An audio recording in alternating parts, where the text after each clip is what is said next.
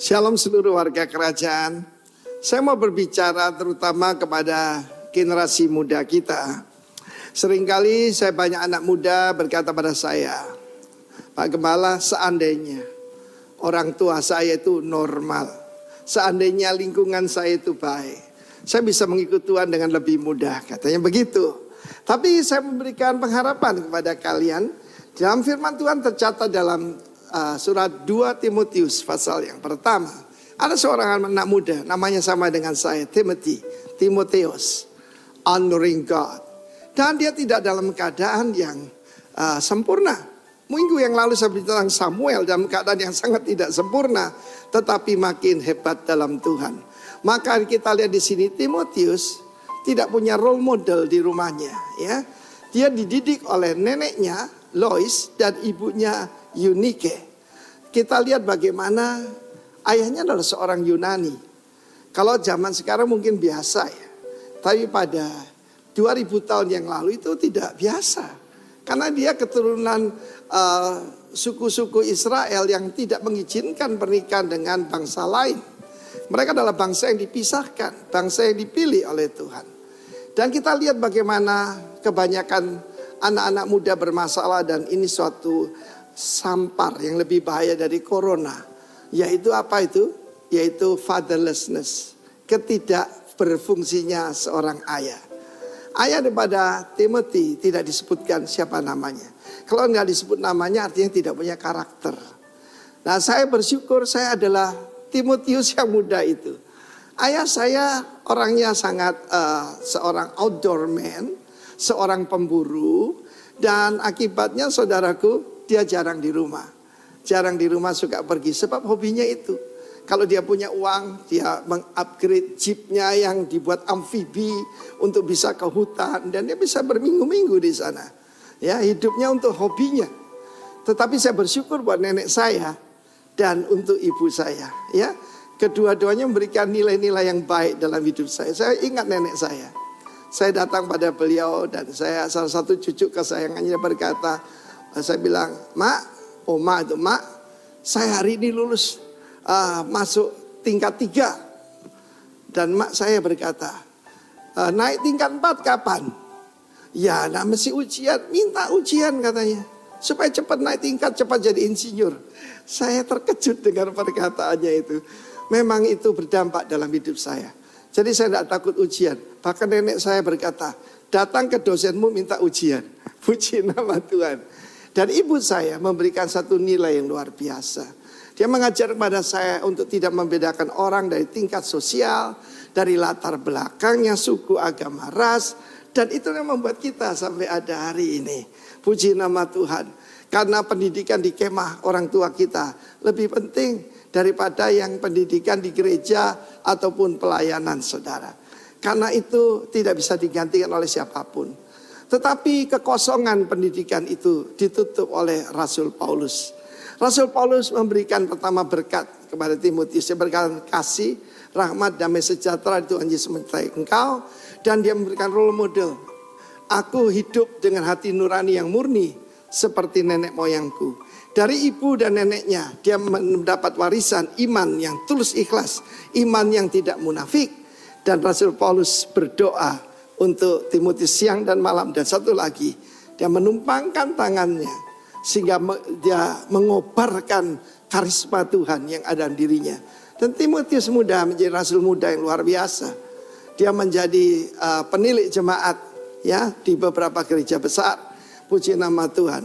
Tuhan tidak memberikan kepada kita roh ketakutan, roh kegagalan, tapi roh yang membangkitkan kasih, kuasa, dan pikiran yang sehat. Tuhan memberkati kita semua. Jangan putus asa, karena itu temukan juga Bapak rohanimu. Tuhan memberkati. Haleluya. Amin. Terima kasih Bapak. Terima kasih Yesus. Dan juga Tuhan, kami percaya Tuhan, firman yang akan disampaikan oleh beliau selalu menguatkan kami Tuhan dalam kehidupan kami Tuhan. Terima kasih Bapa. Terima kasih Yesus. Dan kami di sini semuanya siap akan memuji dan menyembah Engkau Tuhan. Hanya di dalam namamu Yesus Kristus. Haleluya. Amin. Silakan silakan duduk. Shalom.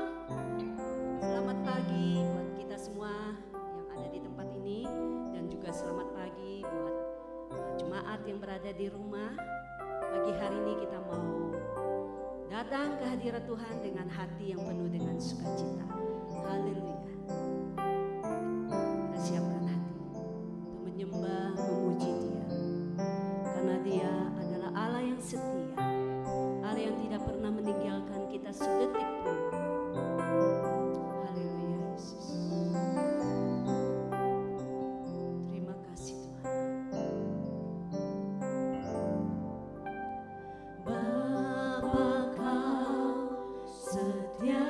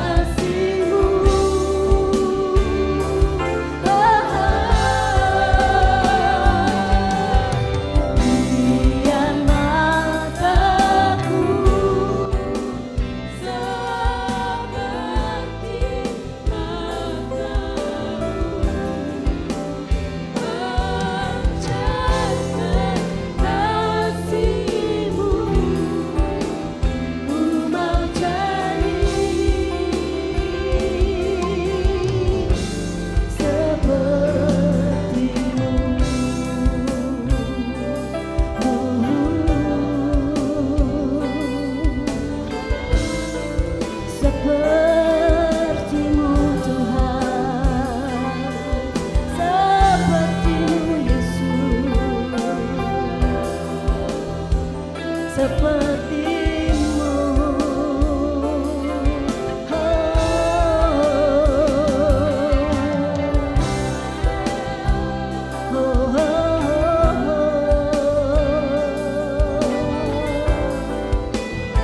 Mari kita menyembah Tuhan. Kita mau tinggikan Dia. Kita mau ucapkan rasa syukur kita kepada Tuhan. Haleluya.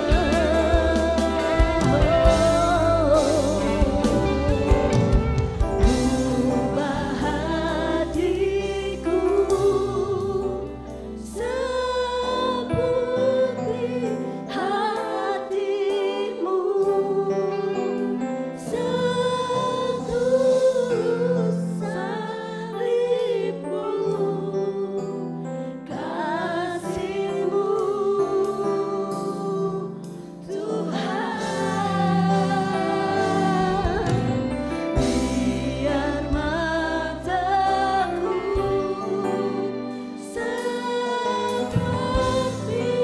mata-Mu,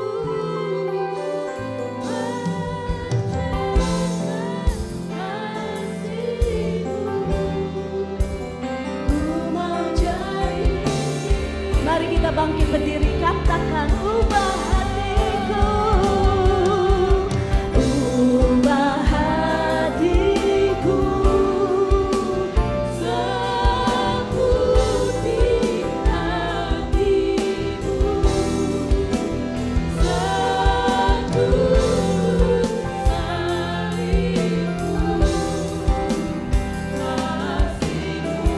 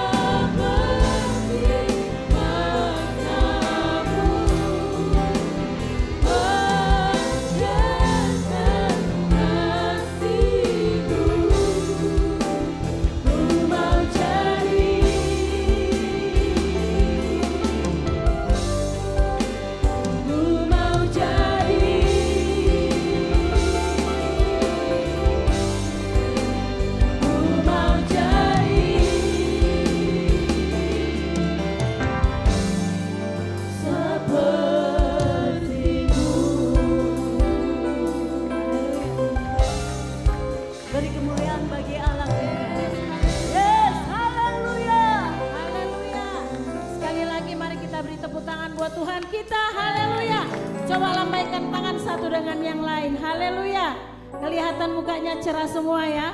Walaupun pakai masker tapi kita tetap semangat memuji Tuhan. Amin. Mari haleluya.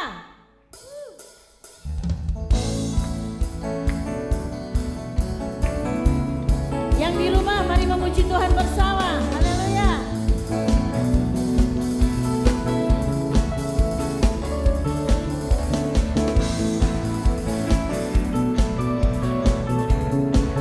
Tepuk tangannya yang kenceng ya.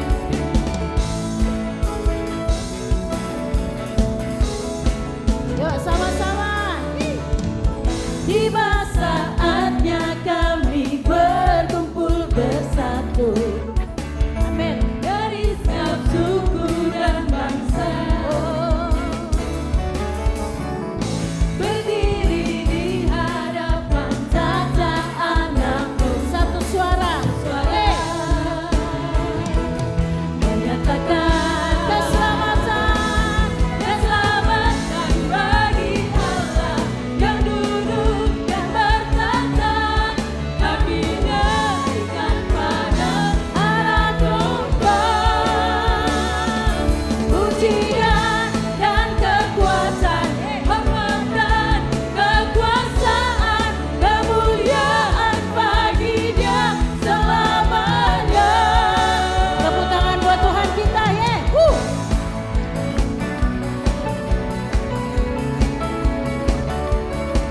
Haleluya. Mari serukan kepada Tuhan.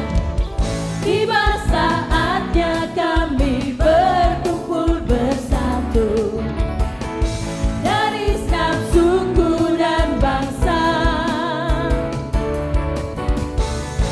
berdiri di hadapan tata anakmu. Amin. Satu suara, mari katakan, menyatakan, yuk sama-sama, hey, keselamatan bagi Allah yang duduk dan bertata. Kami naikkan pada anak domba,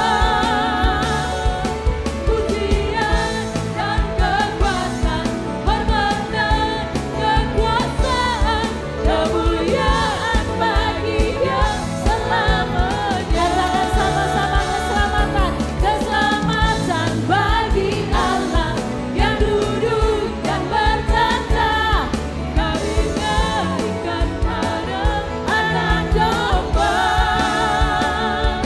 pujian dan kekuatan, hormat dan kekuasaan, kemuliaan bagi Dia selamanya. Haleluya, mari sama-sama tepuk tangan. Bagi Allah yang duduk dan bertata. Kami naikkan pada anak domba, pujian dan kekuatan, hormat dan kekuasaan, kemuliaan bagi Dia selamanya.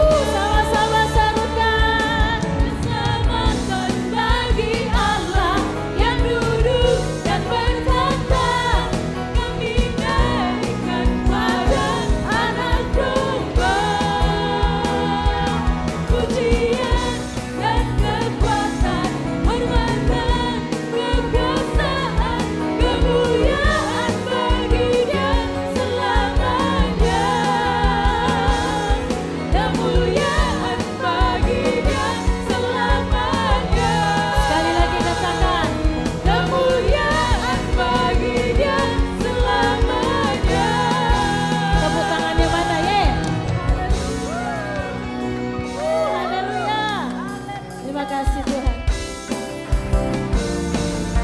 Tuhan kita maha besar, amin.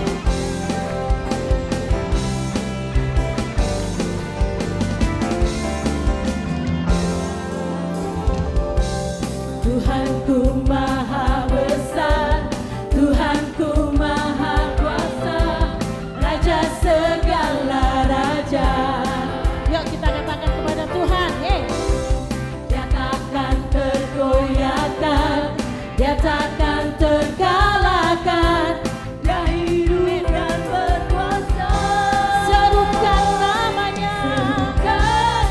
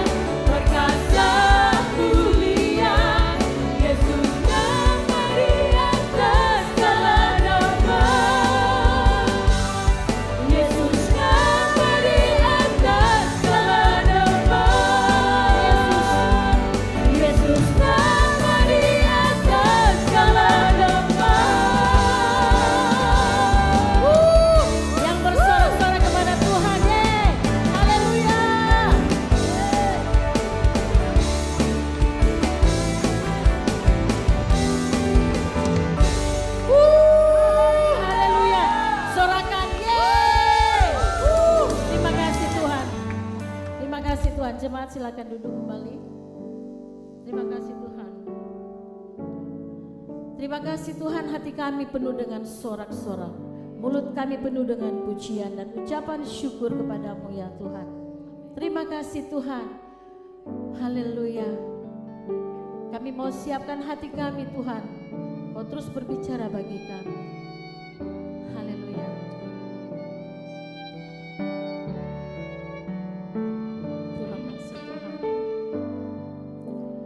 Kekuatan di jiwaku, ketenangan di batinku,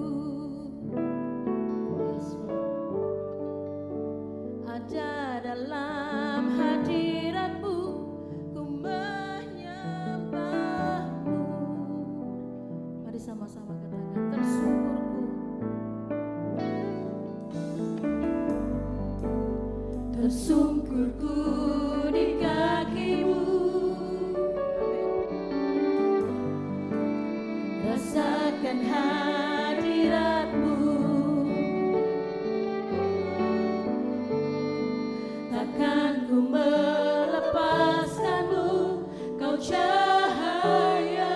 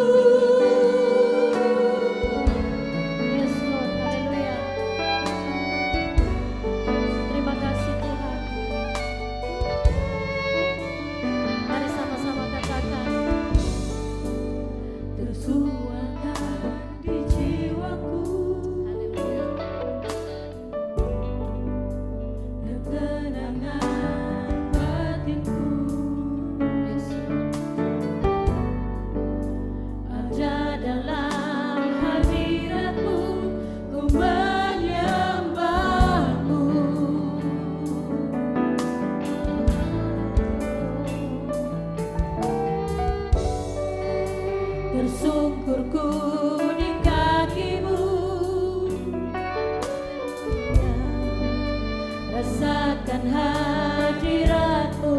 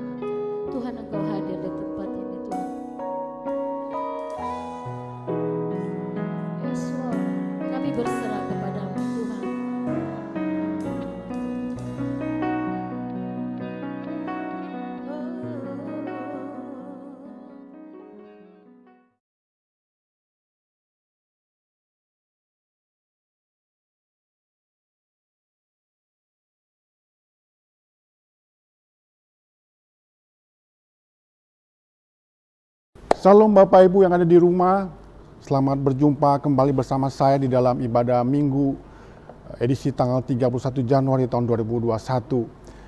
Saya akan menyampaikan firman Tuhan pada pagi menjelang siang ini, tapi sebelumnya mari kita hampir Tuhan dulu. Bapa, terima kasih Tuhan buat kasih setiamu kepada setiap kami, penyertaan-Mu sungguh sempurna bagi setiap kami Tuhan. Terima kasih Bapa buat setiap janji-Mu, buat setiap berkat-Mu yang senantiasa tercurah bagi setiap kami Tuhan. Kami melalui semuanya ini oleh hanya karena anugerah daripada-Mu Tuhan, yang Kau berikan, yang Kau curahkan kepada setiap kami Tuhan. Kekuatan datang daripada-Mu Tuhan. Kami tidak bisa apa-apa tanpa Engkau yang menyertai setiap kami Tuhan.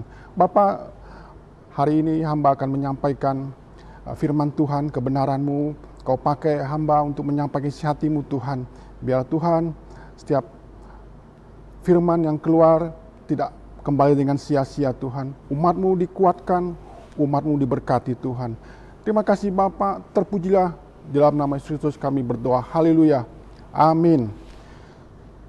Ya, kita berada di bulan Januari tahun ini, ya, dalam tema besar kita yaitu The Year of Reproduction, ya, di mana tahun ini adalah tahun kita akan mengalami pelipat gandaan, multiplikasi, ya. Sering saya katakan bahwa puncak kehidupan daripada setiap manusia adalah ketika mereka bisa menghasilkan buah, dan buahnya itu bisa dinikmati oleh banyak orang. Dan di dalam Januari ini tema bulanan kita adalah nurture, ya. Beberapa hamba Tuhan sudah menyampaikan di tempat ini bahwa nurture itu berbicara mengenai merawat, ya, atau memelihara, ya, memelihara keluarga, memelihara orang-orang sekeliling kita, bahkan jemaat yang ada di sini itu adalah dalam perawatan gereja di tempat ini. Nah,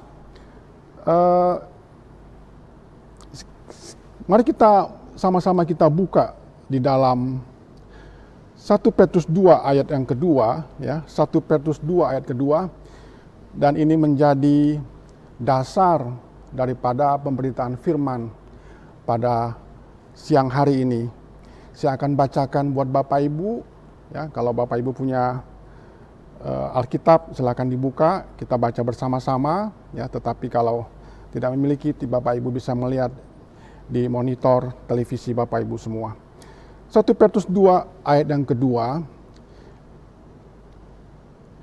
dan jadilah sama seperti bayi yang baru lahir, yang selalu ingin akan air susu yang murni dan yang rohani, supaya olehnya kamu bertumbuh dan beroleh keselamatan.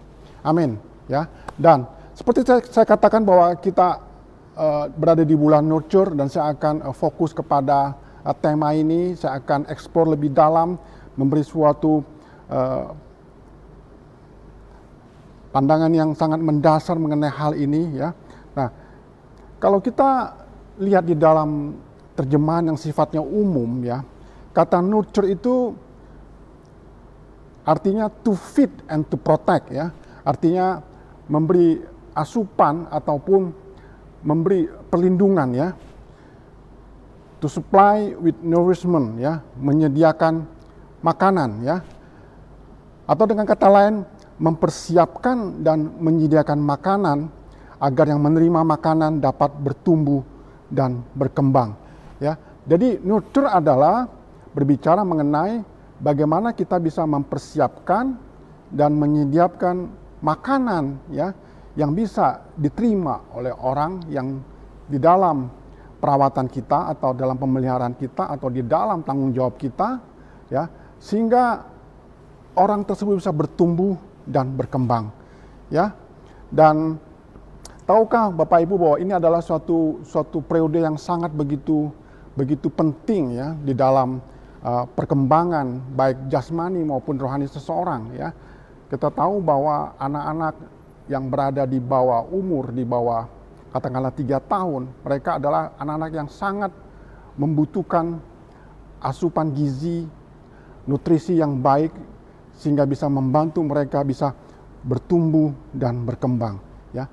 Ketiadaan daripada nutrisi ini, ya, tentu akan sangat berdampak terhadap pertumbuhan daripada fisik ya, dan juga rohani daripada orang tersebut ya. Dan kalau Bapak Ibu lihat di gambar ini ya, saya akan tampilkan sebuah gambar ya, di mana di situ ada digambarkan orang normal ya, dan juga ada yang disebut wasted ya. Wasted itu orang-orang yang tubuhnya sangat kurus ya, kering krempeng ya. Dan yang lain juga ada ya, yang namanya dalam bahasa kita sebut stunning ya, atau stunning ya, saya kurang begitu ini istilah kesehatan ya. Anak-anak yang apa ya, yang wajahnya tuh imut-imut ya, artinya lebih muda daripada usianya ya. Terus juga mereka, kita lihat nih yang ketiga ini, mereka lebih pendek ya, lebih pendek, kadang-kadang giginya nggak begitu tumbuh dengan baik ya. Dan yang lebih sangat menyedihkan lagi adalah anak-anak yang sudah kurus krempeng ya, tetapi juga dia mengalami suatu yang namanya stunning, ini gambar keempat ya. Dan kita melihat bahwa betapa masalah malnutrisi ini, kekurangan gizi, kekurangan asupan ya, yang diberikan ketika mereka dalam proses pertumbuhan itu sangat berdampak sangat serius kepada perkembangan raga mereka, fisik mereka. Ya, ini saya ambil satu gambar secara random yang saya temukan ya. Ini kita lihat bahwa dari segi umur ya, anak ini sebetulnya mungkin umurnya sudah dikatakan lebih dari 4 atau 5 tahun, tapi kita lihat dari fisiknya ya, kita lihat dari tubuhnya ya, kakinya juga kecil ya. Dan ini sangat terhambat ya pertumbuhan anak ini, sehingga sangat menyedihkan ya.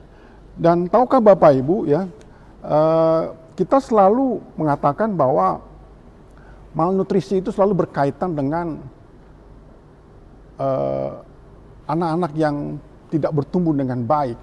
Ternyata setelah kita pelajari, saya mendapatkan ya dari WHO, dia menemukan sebuah fakta bahwa di WHO adalah suatu badan dunia daripada PBB yang menangani khusus masalah kesehatan yang ada di dunia ya. Misalnya masalah corona ataupun COVID seperti sekarang ini adalah badan yang paling bertanggung jawab terhadap keberlangsungan proses penanganan ini ya. Ada fakta-fakta yang diberikan oleh WHO ya. Dikatakan bahwa 45% kematian daripada anak-anak yang di bawah usia 5 tahun ya adalah berkaitan dengan undernutrition ya, artinya mereka yang tidak diberikan nutrisi secara baik ya.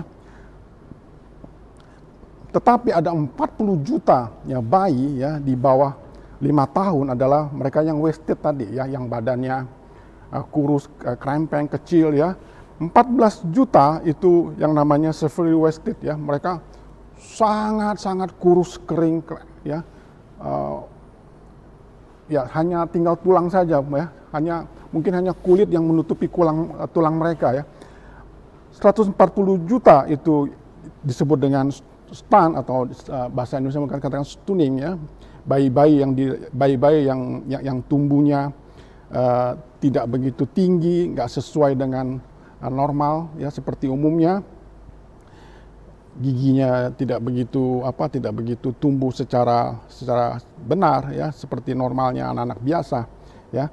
38,3 juta adalah mereka yang overweight dan mengalami namanya obesitas ya, kegemukan ya.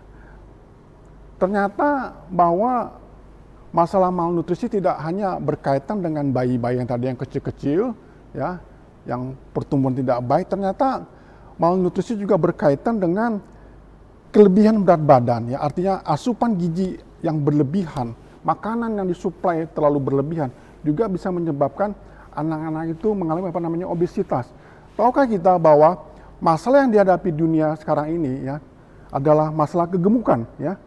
WHO memberikan suatu fakta, yaitu ada 1,9 juta orang dewasa itu yang mengalami overweight ya, dan 462 juta itu yang mengalami obesitas ya, kegemukan. Dan ini masalah Bapak Ibu ya, ternyata yang namanya malnutrisi tidak berkaitan hanya dengan masalah kurus krempeng, ya. Ternyata memberikan suatu makanan yang berlebihan juga bisa menyebabkan apa yang namanya overweight, ya. Nanti saya akan jelaskan keterkaitan hal ini dengan apa yang akan saya sharekan hari ini supaya kita bisa memahami, ya, bahwa ketika kita masuk dalam dimensi pembelajaran ini, ya, kita bisa mengerti bahwa apa yang kita kejar, apa yang kita cari, apa yang kita butuhkan, apa yang kita bisa gunakan, kita implementasi dalam setiap kehidupan ini supaya kita bisa mengalami kemaksimalan dalam setiap kehidupan kita, ya. Nah, saya akan fokus kepada apa yang kita baca tadi barusan, ya, di dalam 2 Petrus 2 ayat yang pertama tadi, ayat yang kedua, ya.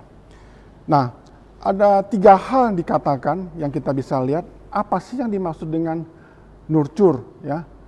Apakah yang menjadi keterkaitan dengan nurture, ya. Nah, yang pertama firman Tuhan katakan bahwa nurture itu berkaitan dengan menjadi seperti bayi yang baru lahir, ya. Dikatakan jadilah sama seperti bayi yang baru lahir, ya. Jadi hal yang pertama yang berkaitan dengan nurture adalah firman Tuhan meminta kepada setiap kita untuk kita bisa menjadi bayi seperti yang baru lahir.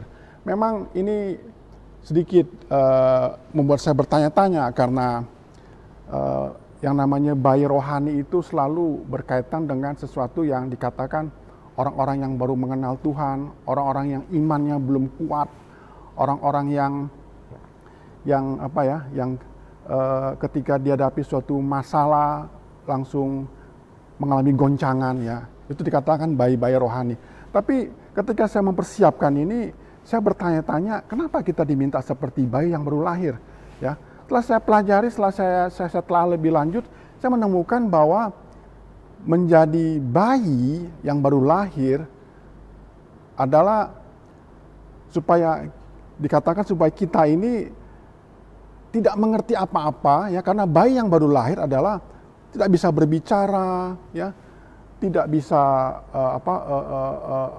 berbuat tipu muslihat, ya, tidak bisa berkata dusta, ya, ataupun tidak berkata fitnah kepada orang lain, ya, karena memang bayi adalah ketika dia baru lahir adalah ya memang begitu apa adanya, ya, tanpa ada perasaan apa-apapun, tanpa ada suatu pikiran apapun untuk melakukan segala sesuatu.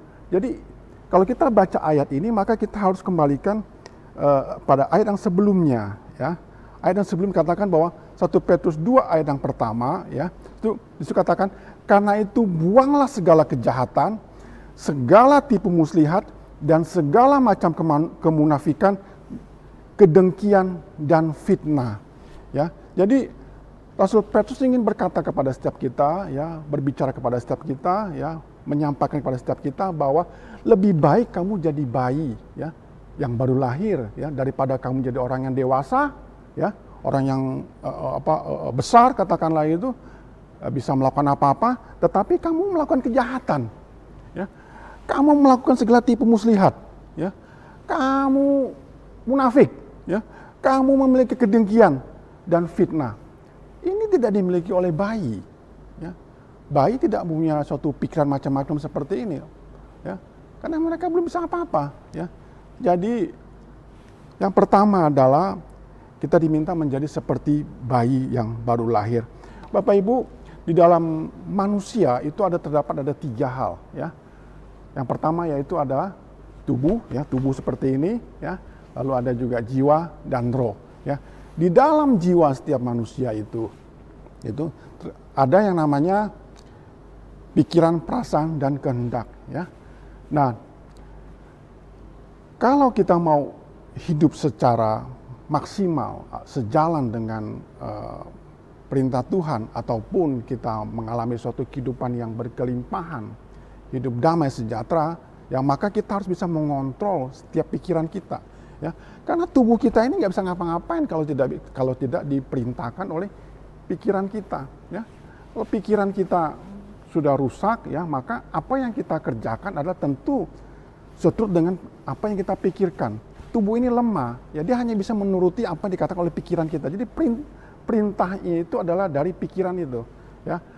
Makanya ada Amsal berkata bahwa jagalah hatimu dengan segala kewaspadaan, karena dari situlah terletak kehidupan. Ya, kehidupan kita itu, ya, kalau kita memiliki pikiran yang sehat, ya, pikiran yang benar, pikiran yang selaras dengan Kristus. Ya, jadi di dalam Filipi 2 ayat 5 dikatakan bahwa hendaklah kamu dalam hidupmu bersama, ya, menaruh pikiran dan perasaan yang terdapat juga di dalam Kristus Yesus, ya. Jadi kita harus menyelaraskan pikiran kita.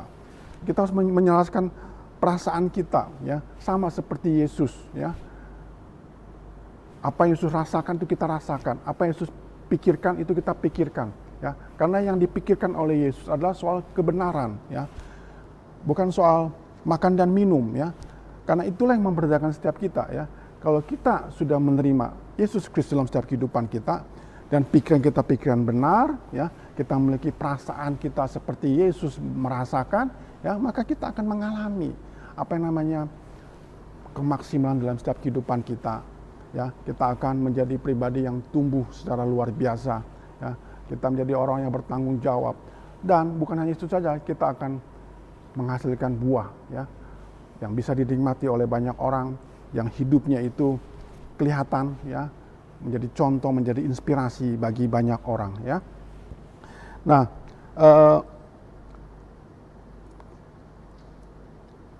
ya, segala tindak tanduk kita itu memang sangat dipengaruhi oleh pikiran kita, ya. Nah, saya pernah mengikuti sebuah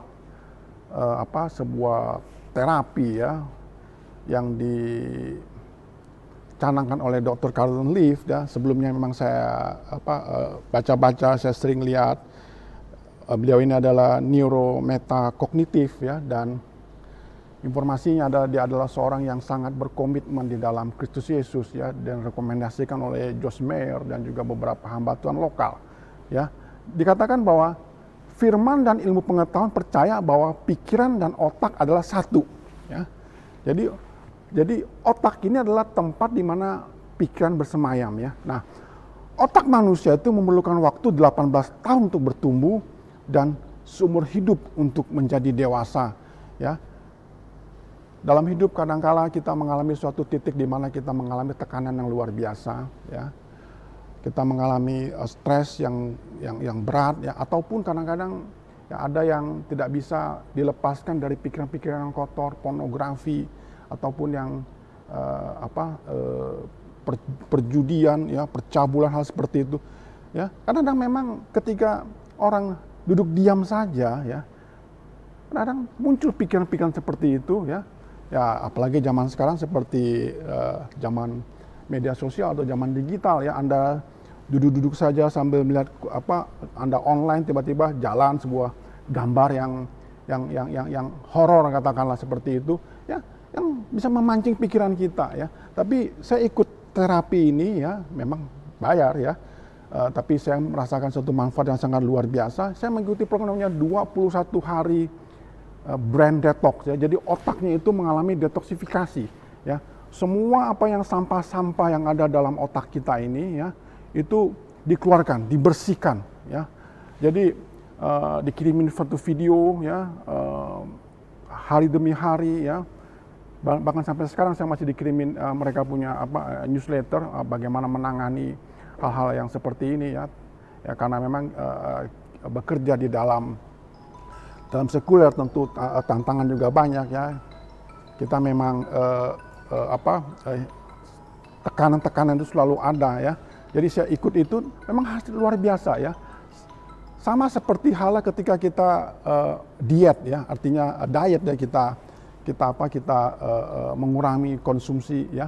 Dan tahukah beberapa diet yang berhasil adalah ketika berhasil melakukan detox, ya, detox terhadap makan-makan tertentu, ya. Misalnya keinginan makan itu sebetulnya adalah faktor kebiasaan saja, ya. Misalnya jam 12, ya, walaupun sudah makan, tetapi karena jam 12 kita harus makan, ya. Itu karena memang seperti itu. Nah, detox ini adalah membantu setiap kita bagaimana supaya kita bisa membersihkan ini, ya, membersihkan ini, segala keinginan itu, pikiran-pikiran itu, karena ada di pikiran kita, pikirannya makan, akhirnya kita makan gitu, dan itu akan sehingga kita ya gagal kita mencapai suatu, ya katakanlah kalau mau yang memiliki tubuh yang ideal, ya. Jadi pikiran sangat berpengaruh terhadap apa yang akan kita kerjakan. Oleh karena itu kita harus bisa mengontrol pikiran kita, perasaan kita, ya, kehendak kita.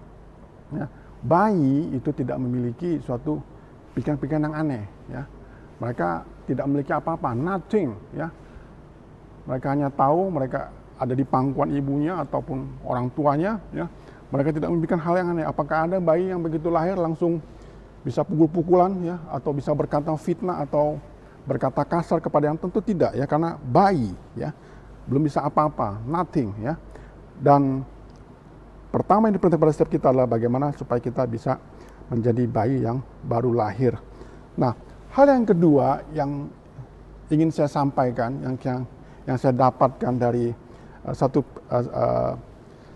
Petrus 2 ayat yang kedua ini, ya, yaitu haus dan lapar akan kebenaran firman Tuhan, ya. Di situ dikatakan yang selalu ingin air susu yang murni dan yang rohani. Ya, nurture itu berbicara mengenai bapak dan ibu, ya, yang memiliki perasaan haus dan lapar, ya, akan kebenaran firman Tuhan, ya. Sama halnya seperti bayi, ya, dia tidak memiliki hasrat apapun kecuali mengingini air susu yang murni, ya. Air susu milk, ya, tapi di dalam terjemahan bahasa Inggris dikatakan milk of word, ya. Jadi air susu yang murni, yaitu firman, ya. Nah, kenapa harus yang murni, Bapak Ibu, ya? Tentu ini menjadi sebuah pertanyaan bagi setiap kita, ya. Nah, kalau kita lihat bahwa bayi-bayi zaman dahulu tidaklah seperti bayi zaman sekarang, ya. Kalau bayi zaman sekarang mungkin diberikan susu formula, ya, tapi zaman dulu ketika ayat itu tulis bahwa itu bukan merupakan sebuah kebiasaan kalau bayi itu diberikan susu sapi, katakanlah, ya, diberikan adalah air susu yang murni, ya. Dan kita bisa merujuk kepada apa yang dialami oleh Musa pada waktu itu, ya.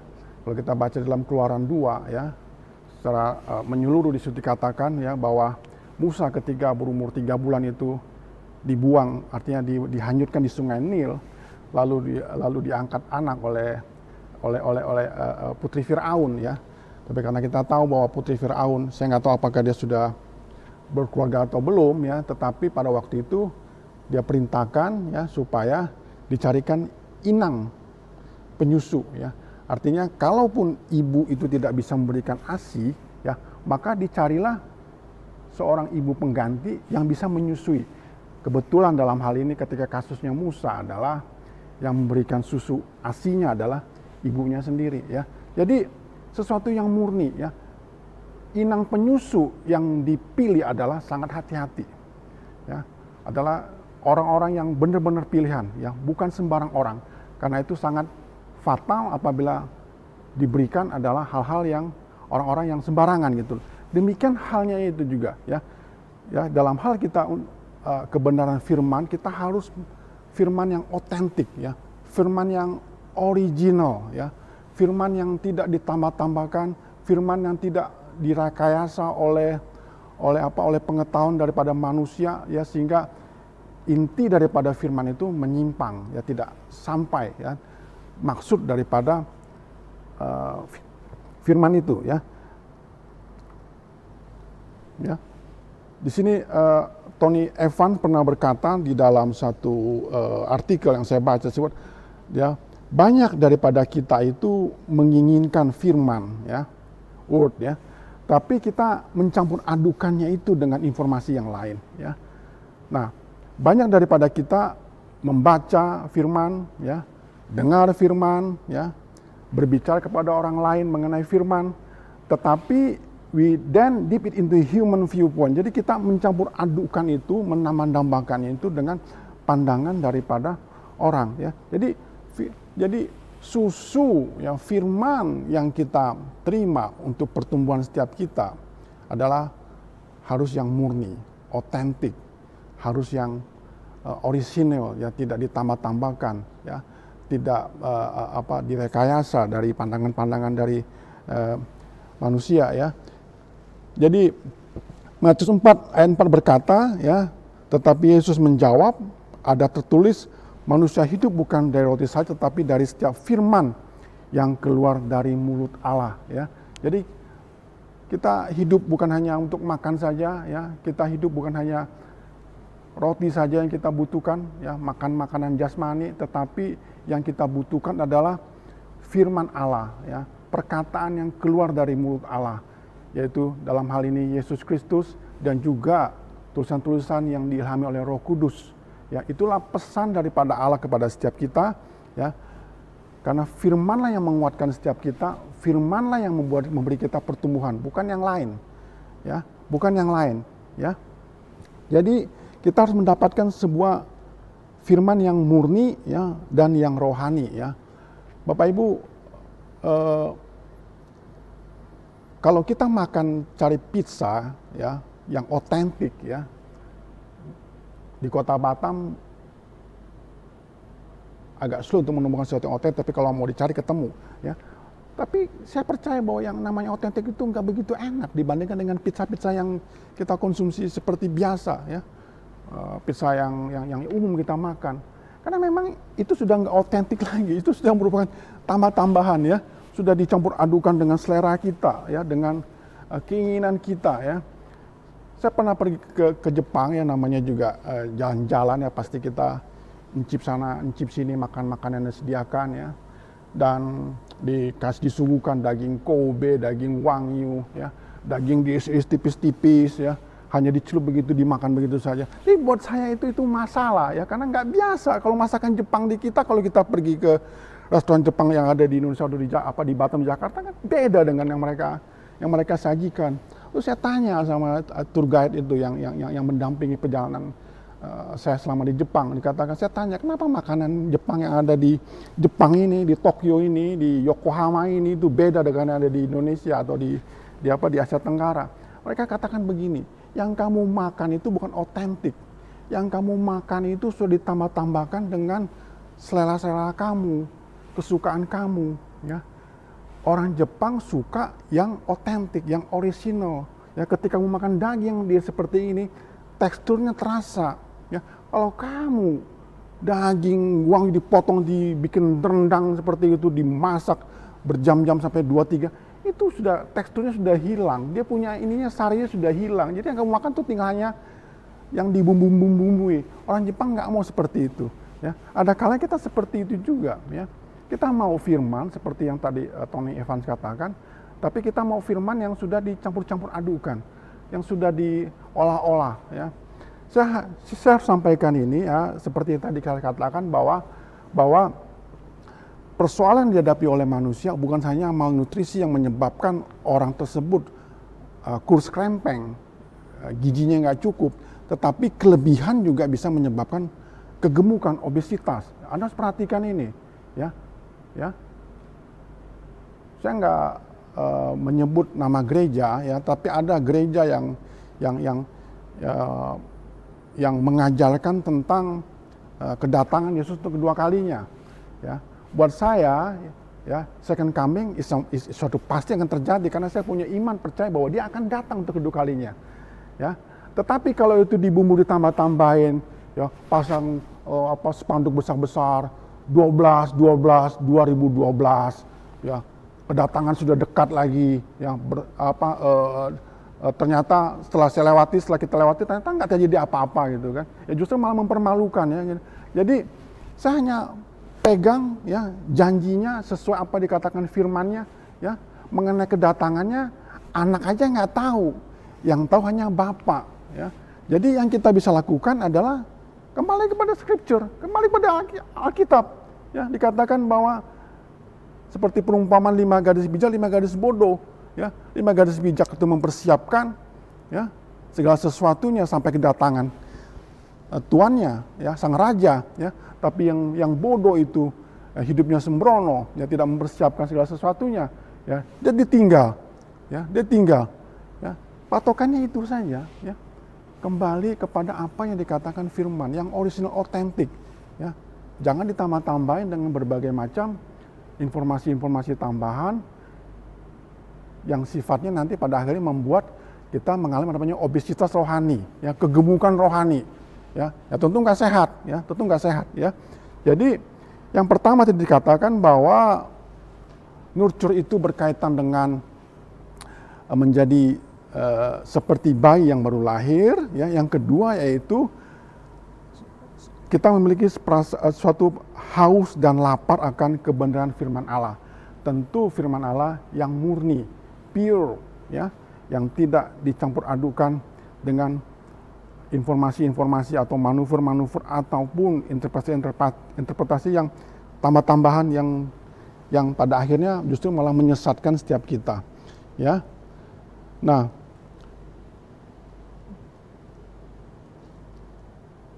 kita seharusnya memiliki kesukaan akan firman Allah, ya, karena firman Allah adalah pondasi bagi setiap kita yang menuntun jalan bagi setiap kita, ya. Dalam Mazmur 1 ayat 1 sampai yang kedua berkata bahwa berbahagialah orang yang tidak berjalan menurut nasihat orang fasik, yang tidak berdiri dalam orang berdosa, dan yang tidak duduk dalam kumpulan pecemooh. Yang kedua, tetapi yang kesukaannya ialah Taurat Tuhan, dan yang merenungkan Taurat itu siang dan malam, ya. Kita harus merenungkan firman Tuhan itu siang dan malam supaya kita bisa mengalami pertumbuhan, ya. Kita bisa mendapatkan apa yang Tuhan katakan kepada setiap kita merenungi, ya. Dalam bahasa Inggris versi dikatakan meditate day and night, ya. Siang dan malam kita harus merenungkan ini, ya. Dalam kitab Yosua dikatakan supaya kita jalannya tidak menyimpang ke kiri, tidak menyimpang ke kanan, dan supaya setiap kita mengalami keberuntungan, ya. Nah, yang ketiga, ya, ada 3 poin yang saya sampaikan, ya. Mengalami pertumbuhan dan berbuah, ya. Jadi nurture itu berbicara pertumbuhan dan berbuah, ya. Saya katakan supaya olehnya kamu bertumbuh dan beroleh keselamatan, ya. Kata bertumbuh dan keselamatan sengaja saya kasih bold sini supaya itu yang menjadi poin, ya. Jadi Bapak Ibu, kita harus mengalami pertumbuhan, ya, menjadi dari bayi yang baru lahir, lalu kita haus dan lapar akan kebenaran firman Allah, ya. Yang ketiga adalah dengan demikian kita akan mengalami yang namanya pertumbuhan, ya, grow, ya, and fruitful, ya. Dan tahukah kita bahwa perintah Tuhan atau perintah Allah kepada setiap kita, ya, yang pertama kali, ya, ketika manusia pertama diciptakan adalah bahwa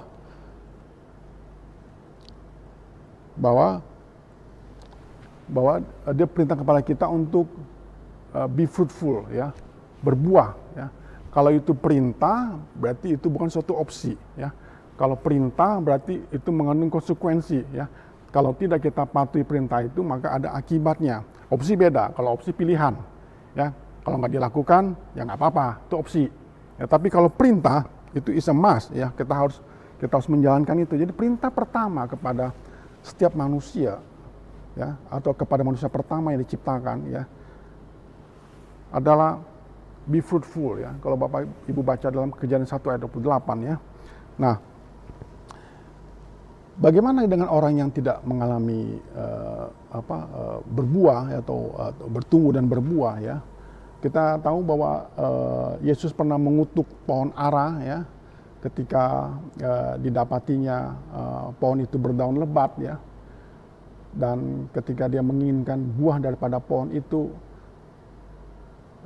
dia tidak menemukan apa-apa, ya, sehingga dia mengutuki pohon itu, ya. Jangan sampai ini juga terjadi bagi setiap kita, ya. Apabila kita tidak berbuah, ya, tentu ini sangat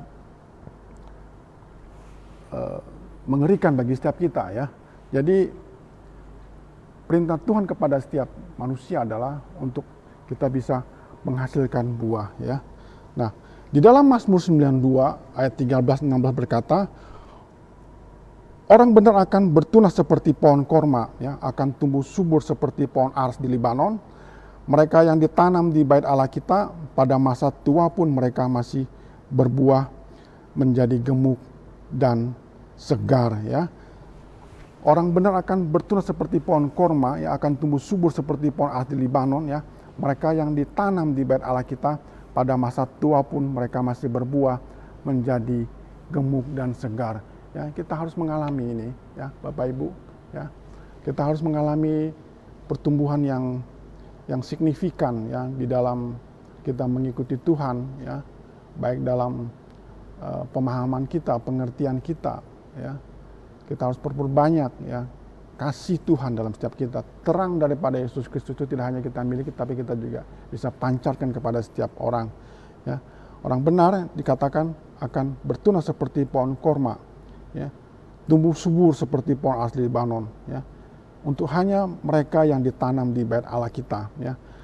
Pada masa tua pun ya mereka masih berbuah menjadi gemuk dan segar ya.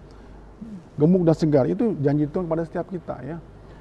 Saya baru-baru ini diminta oleh orang ditawari untuk ikut stem cell ya. Dia katakan bahwa dengan ikut ini bisa mencapai umur 110 tahun. Saya bilang no, saya tidak butuh umur panjang ya. Yang saya butuhkan adalah bagaimana saya bisa hidup sehat, bagaimana saya segar ya. Saya nggak mau kalau sampai umur 100 tahun tapi tidur di bangsal ya, apa gunanya, what for ya. Lebih baik ya umur 80 sudah cukup ya, nggak usah lama-lama ya. Jadi masa tua pun kita masih bisa berbuah ya, menjadi gemuk dan segar, sehat. Ya, itu janji Tuhan pada setiap kita. Amin. Ya. Amin. Bapak Ibu terima firman ini hari ini ya, 3 hal yang berkaitan erat dengan nurture tema gereja kita pada bulan Januari ini, yaitu menjadi seperti bayi yang baru lahir. Yang kedua adalah kita memiliki suatu hasrat ya, haus lapar akan kebenaran firman Allah, yang mana yang murni dan yang rohani ya, yang tidak dicampur adukkan dengan informasi-informasi yang lain, yang sehingga tidak lagi otentik dan orisinil ya. Yang ketiga adalah masih ingat tadi yang ketiga?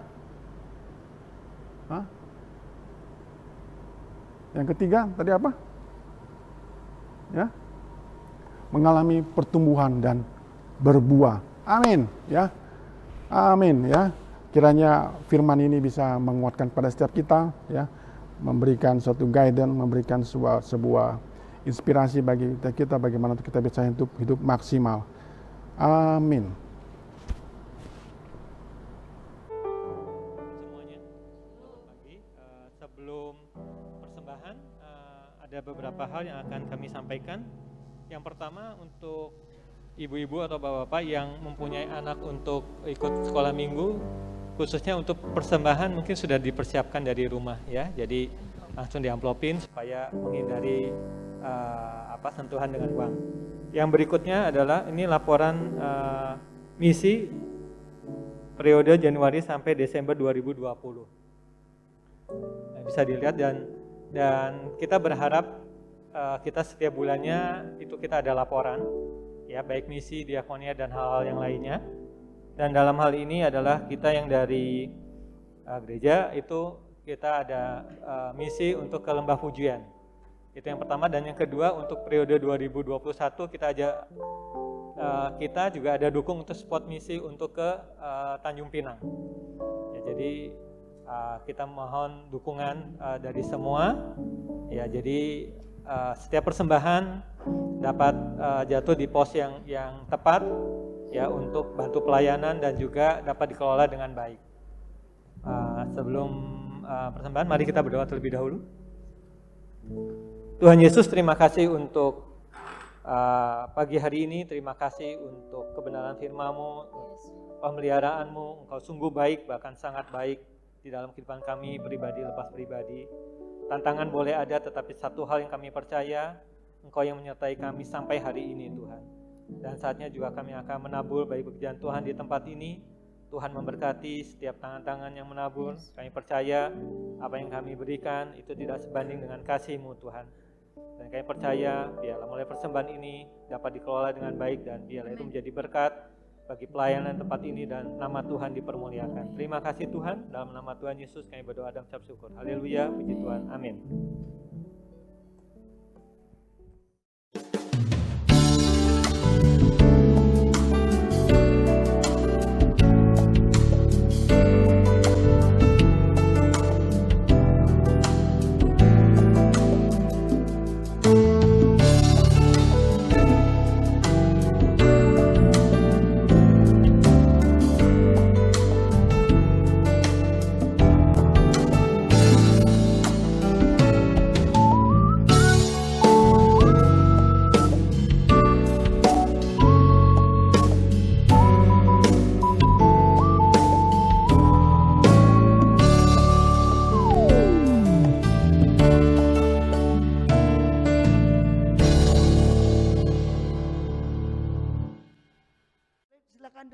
Sebentar sebelum kita terima berkat.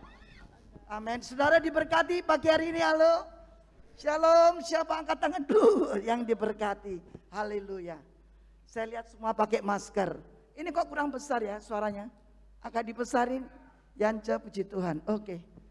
Nanti kita juga berdoa buat papa dari Kathy yang hari ini masuk rumah sakit ya di awal bros.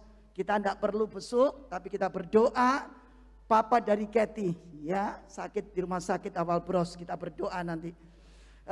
Hari ini sungguh luar biasa kedatangan seorang anak-anak muda yang bersama-sama juga di Rock Surabaya ya. Ada Richard. Wah, saya pengen sekali kalau Richard itu dulu di Surabaya waktu Anthony menikah, dia menyanyi loh saudara. Di sini di Batam sudah berapa bulan kita ajak-ajak tidak bisa-bisa. Kok hari ini datang? Boleh ya dengarkan pujian, dia menyanyikan satu pujian. Beri kemuliaan dulu buat Tuhan. Wow. Karena kita sunnah darah rock. Ini dari Rock Surabaya. Boleh Richard maju ke depan untuk menyanyikan satu pujian, terserah deh. Ya, kita dengarkan dulu. Oke, Tuhan memberkati. Rock Surabaya.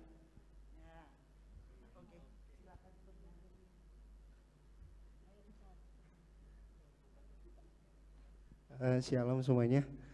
Yeah. Surprise banget sebenarnya. Kebetulan aku kerja Sabtu sama Minggu masuk, soalnya kerjanya di mall. Makanya nggak bisa datang, agak susah datang karena shifting kan. Kebetulan hari ini masuknya siang, jarang banget. So semoga suka dan semoga terberkati dengan lagu ini.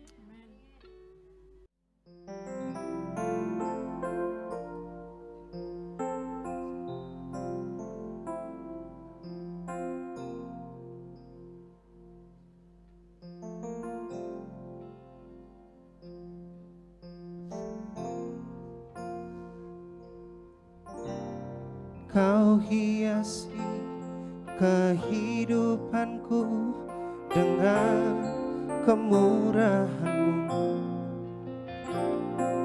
Kau rancangkan masa depanku penuh dengan harapan.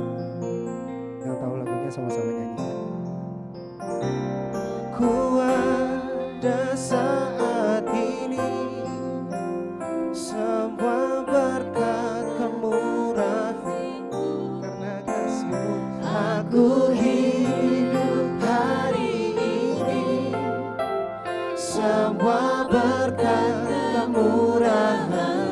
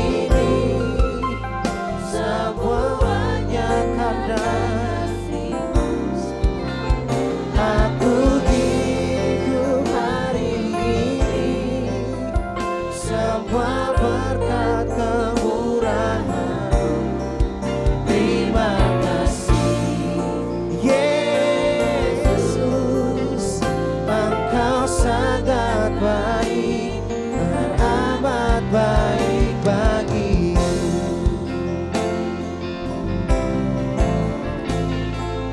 Pada saat ini semua berkat kemurahan aku hidup hari ini, semua terima kasih Yesus, Engkau sangat baik, teramat baik. Aku ada saat ini semuanya karena kasih-Mu. Aku hidup hari ini semua berkat kemurahan-Mu. Terima kasih Yesus, Engkau sangat baik, teramat baik bagiku. Yesus, Engkau sangat baik, teramat baik bagiku. Yesus, Engkau sangat baik, teramat baik bagiku. God bless you.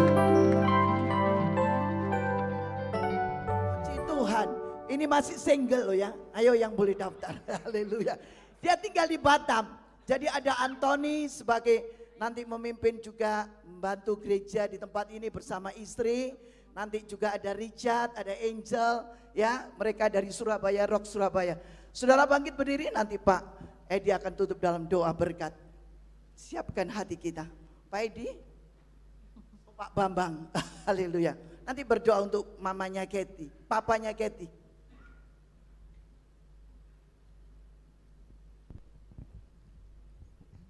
Mari angkat dua tangan kita berdoa buat ayah daripada Ibu Kathy, mertua daripada Pak Edi yang saat ini dirawat di rumah sakit. Bapak terima kasih buat siang hari ini, kalau Engkau telah hadir tengah-tengah ibadah. Terima kasih Bapak untuk firman-Mu yang telah Engkau sampaikan kepada setiap kami, untuk kami tetap setia kepada Engkau, walaupun di tengah-tengah badai setiap kehidupan yang boleh kami lalui, untuk kami tetap setia, enggak pernah takut, dan tetap berdiri teguh bersama dengan Engkau Tuhan. Terima kasih Bapak, terpujilah nama-Mu Tuhan. Kami juga mengangkat dua tangan, kami berdoa kepada ibu dari Bapak daripada Ibu Kathy Tuhan yang dirawat di rumah sakit. Terima kasih Bapak, kami percaya bahwa Engkau adalah dokter dan segala dokter Tuhan. Dalam Engkau kami serahkan dalam tangan kuat kuasa-Mu, kesembuhan masih ada, mujizat masih terjadi di tengah-tengah keluarga ini Bapak. Terima kasih Bapak, terpujilah nama-Mu Tuhan, terpujilah nama-Mu Tuhan. Sekali lagi hamba berdoa bahwa Engkau telah hadir tengah ibadah setiap ini Tuhan. Engkau menyertai setiap kami, tuntunan-Mu, Roh-Mu Tuhan yang secara kuat mencengkram setiap kami Tuhan. Bila kami pulang Tuhan, kami kedua tangan kami, tangan kami berserah kepada Engkau. Tuhan memberkati-Mu, setelah melindungi-Mu. Tuhan menyertai dengan wajah-Nya dan beri Engkau kasih karunia. Dan pada hari ini Tuhan hadapkan wajah-Nya kepadamu dan beri Engkau damai sejahtera. Terimalah berkat ini di dalam nama Bapa, Putra dan Roh Kudus yang menyertai engkau sekalian mulai hari ini bahkan sampai Maranatha. Mari yang percaya bersama saya katakan amin. Selamat hari Minggu. Tuhan Yesus berkati. Yang di rumah mari memuji Tuhan bersama. Haleluya.